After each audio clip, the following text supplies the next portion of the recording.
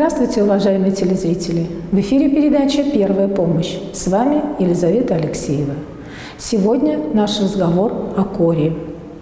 Для того, чтобы узнать, какова информированность нашего населения о коре, мы провели опрос. Знаете ли вы, что такое корь? Корь знаю. Заболевание такое в виде заразное заболевание.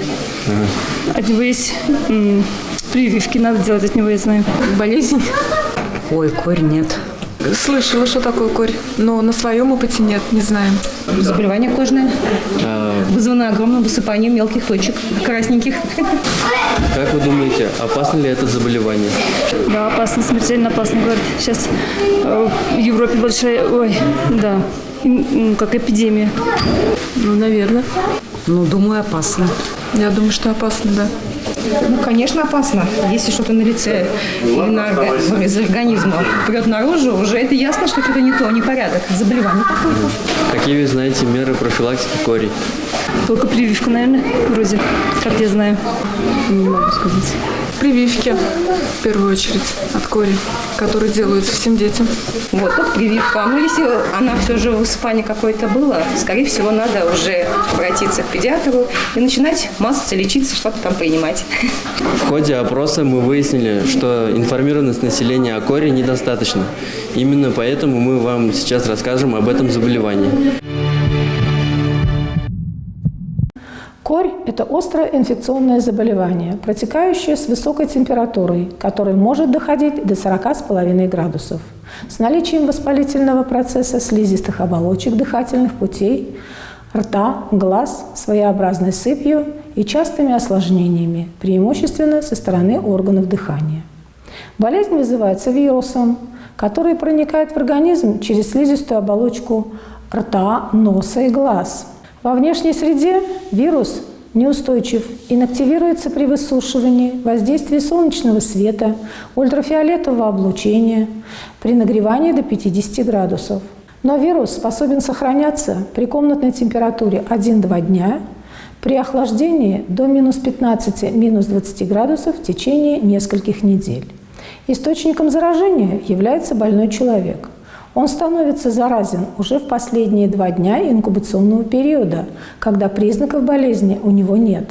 Корь – это одна из самых заразных болезней в мире. Заражается практически 100% людей, контактировавших с больным. Это очень летучая инфекция. Вирус выделяется не только при кашле и чихании, но даже при обычном разговоре. При этом контакт с больным не обязателен для того, чтобы заразиться. Достаточно, чтобы в помещении, куда вы пришли, незадолго до вас побывал больной. Вирус легко разносится через вентиляцию. В этом сложность профилактики кори. Переболеть корью можно только 1 раз в жизни. После нее в организме вырабатывается стойкий иммунитет. Корь распространена на всех странах и континентах. Хотя мы привыкли считать корь обычной детской болезнью, она очень опасна. По заявлениям и публикациям Всемирной организации здравоохранения, корь является одной из ведущих причин детской смертности. Вероятность заражения корью повышается при зарубежных поездках в эпидемиологически неблагополучные страны. Борьба с корью осложняется ее легким распространением. Причиной роста числа заболевших являются участившиеся отказы от прививок. Привитые люди, даже если заболевают, то переносят болезнь в легкой форме.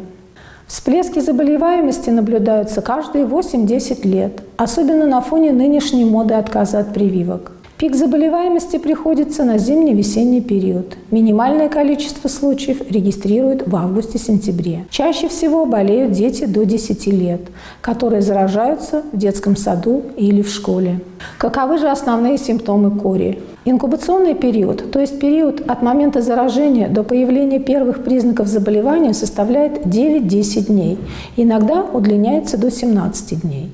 В следующем катаральном периоде отмечаются увеличение температуры тела до 38-40 градусов, головные боли, слабость, снижение аппетита, конъюнктивит, ринит, светобоязнь, слезотечение, сухой надсадный кашель, охриплость голоса, иногда учащение стула и боли в животе. На 2-3 день появляется кореевая энантема – крупные красные пятна неправильной формы на мягком и твердом небе. На слизистой оболочке щек напротив малых коренных зубов появляются мелкие, размером с маковое зерно, приподнимающиеся над слизистой оболочкой пятнышки, окруженные венчиком покраснения. Это пятна бельского филатового коплика, симптом, характерный только для кори. Период высыпания начинается с нового подъема температуры и усиления других симптомов. Появляется сыпь на коже, на лице, на туловище, на руках, на ногах. Характерный признак кори – это этапность высыпаний. В первый день сыпь появляется на лбу, за ушами, на лице и на шее. Во второй день она распространяется на туловище и на руки, а на третий день – на ноги и пальцы рук.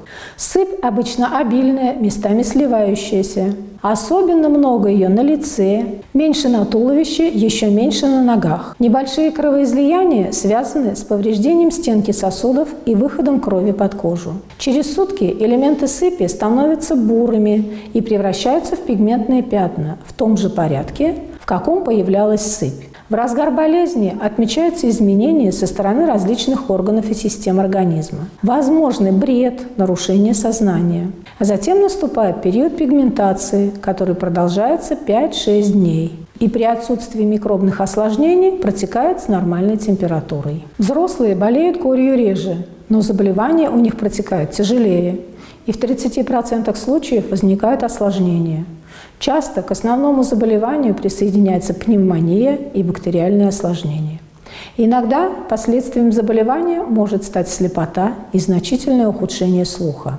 Одним из самых опасных осложнений кори является вирусный менингоэнцефалит. Это воспаление мозговых оболочек и вещества головного мозга, приводящий к летальному исходу в 40% случаев. Вирус кори сильно подавляет иммунитет взрослого человека, вследствие чего обостряются хронические заболевания и приобретаются новые. А что, если корью заболела беременная женщина? Любые вирусные заболевания крайне опасны во время беременности. При заражении корью беременной женщины возможна трансплацентарная передача инфекции к плоду. Если женщина заразится вирусом на раннем сроке беременности, то это чревато разнообразными пороками в развитии плода. И несмотря на все современные методы диагностики, у врачей нет возможности установить, насколько болезни удалось поразить мозг ребенка. Выявить это можно лишь после рождения. В случае, если беременная женщина заболела корью на позднем сроке, вероятность заражения ребенка очень высока. А значит, это лишь то, что ребенок родится с вирусом. Чревато это тем, что детский, еще не окрепший организм, скорее всего, не сможет перенести заболевание. Несмотря на всю опасность, корь не является показанием к аборту, например, как в случае с краснухой. Но все же, если женщина заболела корью на раннем сроке, врач обязательно предупреждает будущую маму о возможных необратимых последствиях. Существует типичное и атипичное течение кори. Типичная клиническая картина была описана мною выше. К атипичным относятся следующие формы. Стертая или, по-другому, митигированная форма кори. Она проходит в очень легкой форме и обычно бывает при введении гамма-глобулина или непосредственно после вакцинации от кори, когда еще антитела в организме не успели образоваться в полной мере. Следующая форма – это геморрагическая форма. Она сопровождается множественными кровоизлияниями, кровавым стулом и мочой. Больной нередко погибает от кровотечений. При своевременной госпитализации и интенсивной терапии исход может быть условно благоприятным. Гипертоксическая форма наблюдается при усиленной интоксикации.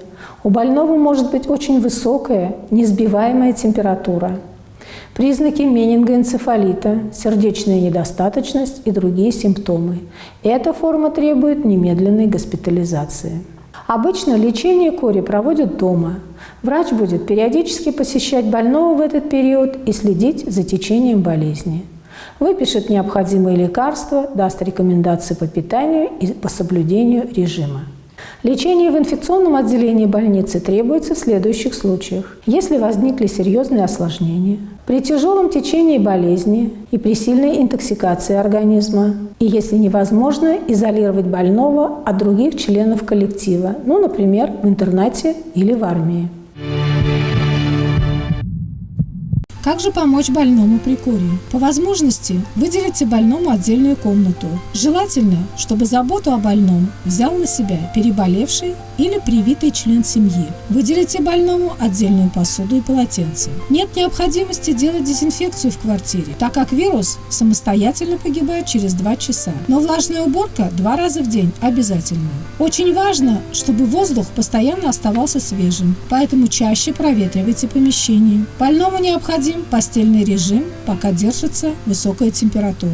Если яркий свет вызывает неприятные ощущения, то задерните шторы, а вечером вместо люстры включайте настольную лампу.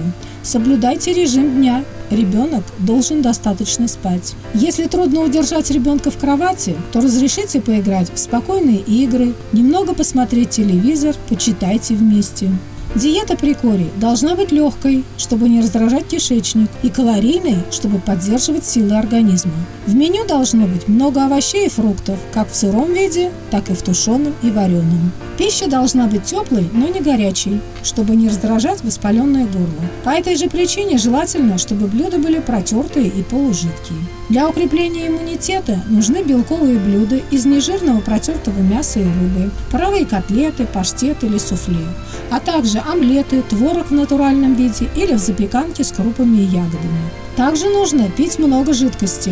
Норма для взрослого 2,5-3 литра в день, а для ребенка младшего возраста по 100-150 мл на килограмм в сутки. Соблюдение этого правила помогает вывести из организма вредные продукты жизнедеятельности вирусов и не допустить появления осложнений. Пить можно чистую воду, компоты, соки, морсы, чай. Из питания исключите жесткое и жирное мясо, животные жиры, например, сало, кулинарный жир, жареные блюда и острые специи. Как обезопасить себя, если кто-то в семье болеет корью? Если вы привиты против кори, то опасность вам практически не грозит. В нашей стране удалось избавиться от крупных эпидемий кори благодаря всеобщей вакцинации. Детям в возрасте 1 год и 6 лет делают прививку от кори, краснухи и паротита. Привитые люди, даже если заболевают, то переносят болезнь в легкой форме. Вакцина против кори используется в мире больше 50 лет. Она безопасна, эффективна, и после ее применения риск серьезных осложнений практически равен нулю. Массовая вакцинация превратила корь из смертельно опасной болезни в рядовую детскую инфекцию. Выпускаются моновакцины, которые содержат только ослабленный вирус кори. Он не может вызвать заболевание, но знакомит организм с корью. После этого иммунная система начинает вырабатывать антитела. И если человек в дальнейшем встречается с больным корью, то заражение не происходит. По тому же принципу действует 3-компонентная вакцина против кори, краснухи и эпидемического паротита. Первую вакцинацию против кори в 12 месяцев проводят всем детям, у которых нет противопоказаний. Но у 15% детей иммунитет может все-таки не выработаться. Поэтому вторую прививку делают в 6 лет перед школой. Если вакцинация не была сделана в детстве, то можно провести ее и во взрослом возрасте. В заключение напоминаю еще раз, что если у вас или вашего малыша поднялась температура, появился насморк, кашель и сыпь, то немедленно обращайтесь к врачу.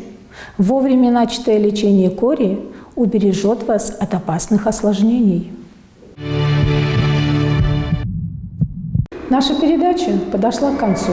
До свидания, берегите себя и своих близких.